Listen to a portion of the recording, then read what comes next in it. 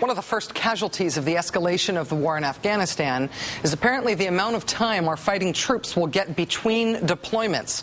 It's called dwell time, and once upon a time, the Obama administration's goal was to give our fighting men and women more of it. Currently, soldiers get about a year at home for every year of deployment. Marines get slightly more. Earlier this year, Defense Secretary Bob Gates testified that he hoped to lengthen that dwell time for soldiers to 2 years at home for every year out. That was before the president decided that we needed to send 30,000 more troops to Afghanistan. So now that hope for 2 years dwell time is apparently out the window.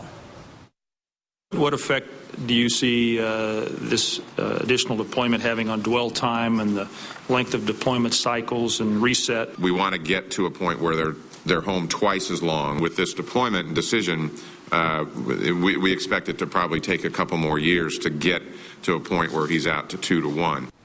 That was yesterday. Then today, testifying before the House Armed Services Committee, Admiral Mullen seemed to slightly back off that more pessimistic prediction.